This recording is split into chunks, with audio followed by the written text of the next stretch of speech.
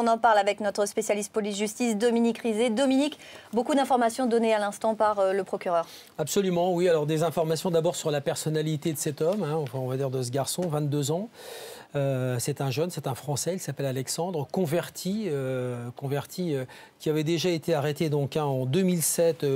Il avait fait l'objet d'un contrôle pour avoir prié dans la rue, ce qui veut dire que sa conversion ne date pas d'hier, mais c'est souvent le cas, vous savez, ce sont ces Français, d'origine française, ce qu'on appelle les Gaulois maintenant convertis, qui sont encore plus radicaux que des musulmans installés en France qui vont vers la radicalisation, mais c'est toujours moins démonstratif, voilà.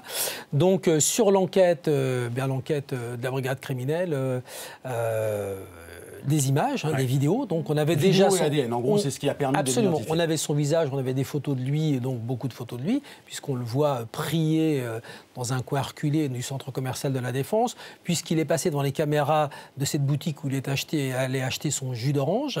Et puis par chance pour la police, parce que quand même la police a eu de la chance dans cette affaire, il y a le travail de la police, mais il y a aussi la chance, et il faut le dire, eh bien il était fiché au FNAEG. Pour d'autres affaires, ça veut dire que c'est une machine, c'est le fichier national automatisé des empreintes génétiques qui a donné son nom.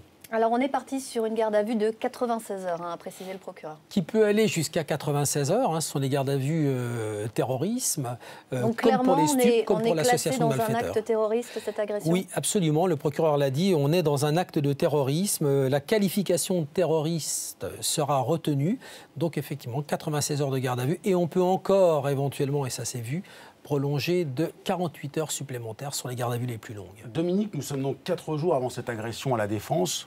Manuel Valls, on l'écoutera un peu plus tard, c'est satisfait de la rapidité de l'enquête. C'est véritablement assez rapide, c'est vrai. Oui, c'est rapide. C'est vrai que c'est rapide, encore une fois, avec des éléments dès le départ, des photos. Donc on s'étonnait, nous, journalistes, on savait que ces photos existaient, on s'étonnait de ne pas les avoir vues ou de ne pas en avoir eu connaissance. Bon, voilà. Avec un ADN. Ensuite, le plus difficile, visiblement, a été de le retrouver, puisque ce garçon était un sans domicile fixe. Donc on l'a cherché un peu partout. Je crois que c'est ce qui a duré le plus longtemps, puisqu'il a dû être...